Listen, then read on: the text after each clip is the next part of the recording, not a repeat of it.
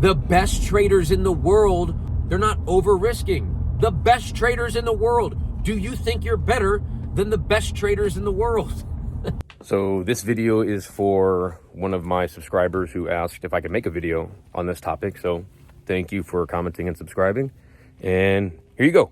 What's going on, guys? Trader Joe back again with a quick video. This video is going to be about risk management psychology and what has helped me cultivate this completely stress-free idea of trading, right? Because I'm talking about after years of doing this crap, I would beat myself up every single time I took a loss. I would blow the accounts. I would just over risk. And I never really understood the reason behind that risk management process that you need to have every single day. And it finally clicks, again, after winning so much, after losing so much, and you become numb to the entire process, you stop forcing everything, right? So that's what we're going to talk about. The idea behind risk management, you've heard it probably time and time again, 1 to 2%. That is the answer to your risk management. But now it doesn't mean jump from 1% to 2%, back to 1%, back to... Don't do that. And you have so many people that do these weird risk management videos where they say, you know, if you win one trade, double the risk, like martingale it for the next trade. You know, and then for prop firm challenges, they don't do any of that. Don't do any of that. Cut it out. The reason why we don't do that is because you're not training your brain to have proper risk every single time you take a trade. You can't go from risking this much to this much to that much. You can't. Even if the trade looks perfect, the beautiful, perfect trade, because I'm telling you, it doesn't matter how perfect it is. The idea behind the psychology part of it is that even if you over risk a little bit and you say, oh, I'm going to risk 2% on this trade because it's a perfect trade, and your normal risk percentage is 1% or 1.5%. If you say I'm going to risk 2% and you lose, okay, that's fine. But if you go to 5% risk and now you've lost that trade that you thought was perfect, and then it ends up wiping out your profits for the last 2 trades that were winners, what is the point of trading? Why would you do that to yourself? Okay? So again, the psychology is 1 to 2%. Pick a specific risk and just say, that's my baby. 1% is my baby. 2% is my baby. No more. No more, no less.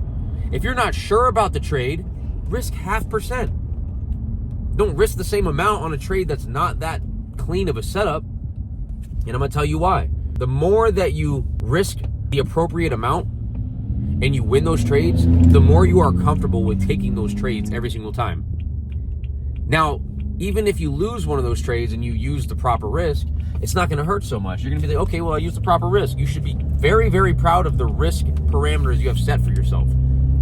Again, if you take a perfect looking trade and you risk double the risk because you're like, oh, I'm so right about this, I've been winning all these trades, and then you lose, it trains your brain to not trust that strategy. It trains your brain to not trust that risk percentage, and it also creates a downward spiral effect of trying to make your money back, or a little bit of negative mindset behind the trade that has now wiped out some of your profits. There is nothing in the world that you can bring light or shed light on that proves to me you should be risking more on the best trades. No. The only way to be consistently profitable is by saying, hey, I'm going to take this trade that looks beautiful, I'm going to risk the right amount, and I'm going to trailing stop that trade. I'm going to close out at a 1.5 RR. I'm going to close 80% at a 1.5 RR. I'll bring the stop loss to break even, and I'll let the rest run, and I'll trail it every 5 pips or so. I'll get as much as I can out of the good trades. It doesn't mean you have to risk the most on a good trade to make good wins. That's not how it works. And even if you think it works like that, there is going to be a time where that will not work and you will wipe out most of your account. And it's not about you coming back from that account. It's about the mental stress that you put, that strain on trying to get that money back or trying to figure out what you did wrong. The patterns are there on the chart. They win or they don't. You know, they lose or they don't. The patterns are there. Your job is to just have an appropriate risk. There's nothing there. Again, the best traders in the world are not martingaling. They're not over risking. The best traders in the world. Do you think you're better than the best traders in the world? Let's be realistic, man. So again, this all comes from winning so much, losing so much, getting funded accounts, blowing accounts, flipping accounts. You just come back full circle to having a proper risk and a nice, calm approach to every single setup that you see on the charts. Is the setup there? Beautiful. I'm going to go ahead and just risk what I know I'm okay with losing. Because the only reason you're risking more than you should, again, there's two reasons. You're trying to get rich, flip an account, or two, you're trying to blow the account. That's it. There's no other way you could possibly go about proving that over-risking works. It doesn't work. You might get lucky, good for you. You might get lucky. Good job. Everybody can go to the casino and get lucky. But you're talking about longevity, we're talking about preserving capital, we're talking about slowly growing to where our account, making 1% to 2% in a day, pays your freaking bills for the month. Is that not the goal? Or is the goal to just take $500 and flip it into $1 million?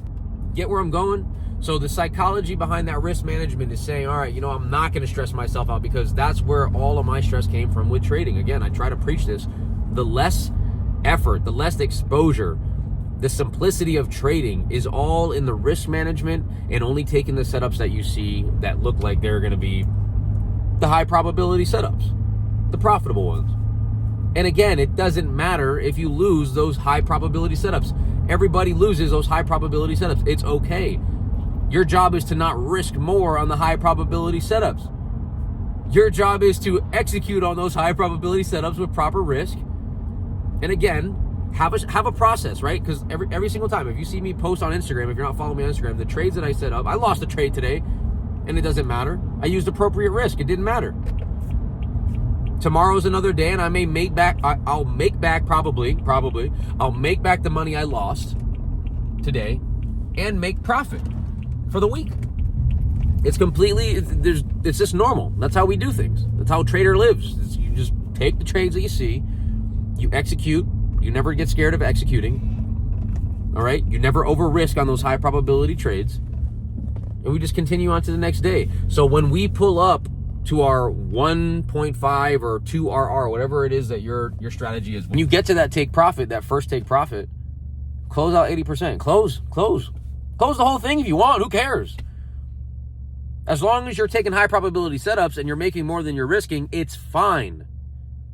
I mean, are we not understanding the math behind, even if you have a 1-to-1 risk to reward ratio, even if you have a 1-to-1 and you're right 65-70% of the time, you're profitable.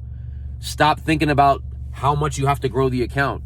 Focus on getting capital. Capital only comes with longevity, preserving your current capital and growing over time. You cannot, and I know it's difficult, because I've been there. I've been there with months of consistency, and then a bad week will ruin everything that I have built over the last several months. I know, but at the same time, this is why it's breaking barrier after barrier after barrier. You'll get so far, and then you'll retrace, just like the market. You'll be going up, and then you'll pull back, just like the market. You'll be doing great for a few months. You have one bad week, and you let that get the better of you. You can't. You just got to let it go. You got to say, okay, I did what I got to do. This is where a really big change in my psychology came from telling myself, when I look at the charts and I say, this looks really, really good, but hey, if it wins, we might not win. We don't know. It's not having a negative outlook. It's being open to both opportunities that are at hand. People may be making money selling. People may be making money buying. So with that being said, don't overthink it. Don't over risk. Don't over trade. And just look at the setups, take them, execute them, close out when you're in profit, whether it's 1-to-1 or 1.5 or 1-to-2 or whatever you want, whatever your strategy is. Do not let me tell you how to close out your profits. I'm telling you what I do. Everybody's got their strategy. There's people that do 1-to-4s and they lose 60% of the time with a 40% win rate, and they still make profit. That's fine. There's so many different ways to trade. When I'm buying, people are selling. Who cares? Don't overthink the whole process.